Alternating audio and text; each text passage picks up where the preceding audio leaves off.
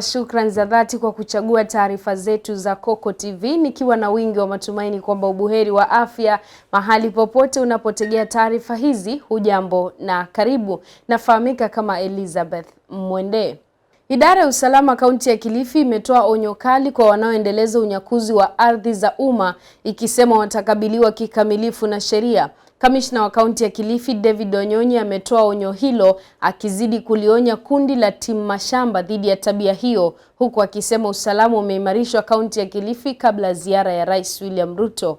Mwanahabari wetu Mwahoka Mtumi anasimulia taarifa hiyo. Katika kikao na wanahabari kuhusu usalama wa kaunti ya Kilifi kabla ziara Rais William Ruto ya uzinduzi wa miradi ya maendeleo kaunti ya Kilifi, kamishna wa kaunti ya Kilifi David Wanyonyi ametoa onyo kali kwa wanaendeleza uvamizi wa ardhi za umma. Wanyonyi amesema serikali haitanyamazia swala hilo wakati wananchi wakiendelea kuhangaishwa, akionekana kulilenga kundi la timu mashamba. Kuna kitu Kilifi inaitwa timu shamba. We are not allowing it anywhere.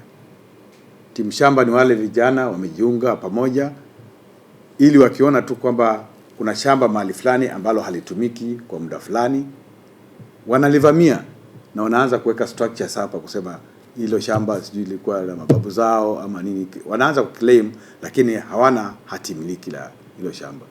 Mimi natoa onyo kama county commissioner wa Kilifi kwamba we have to decommission timu shamba.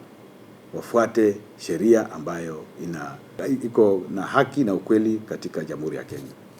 Kamishna Wanyonyi amesema tayari maafisa usalama wako nyanjani kuhakikisha usalama unaimarishwa kabla ziara ya Rais Ruto, akiwataka wananchi kuondoa wasiwasi, kwani maafisa usalama wako imara kulinda mali na rasilimali za wananchi.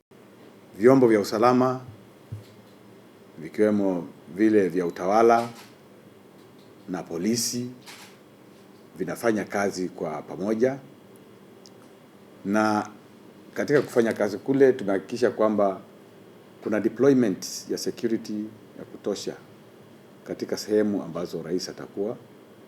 Kwa hivyo nawahakikishia kwamba wananchi wa Kilifi wasiwe na hofu yoyote. Usalama, maisha na mali yao vimeangaliwa kwa kina.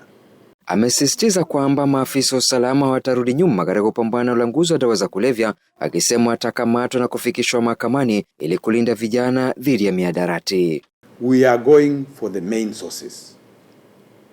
We have what we call information or intelligence driven raids ambazo tunafanya, na tunataka kushika wale the main, kwa sababu ukishika source that means even the consumer will have nowhere to get the supply from. Kwa hivyo hiyo kazi tuko nayo, na nimeambia vitengo vyote vya usalama tufanye kazi kwa pamoja through multi-agency action to ensure that we kick drugs out of Kilifi. Ziara ya Rais Ruto kanda ya Pwani inatarajiwa kuwa na manufaa makubwa kwa wananchi, huku swala tata la ardhi likitarajiwa kuangaziwa. Mwahoka Mtumi, Coco TV.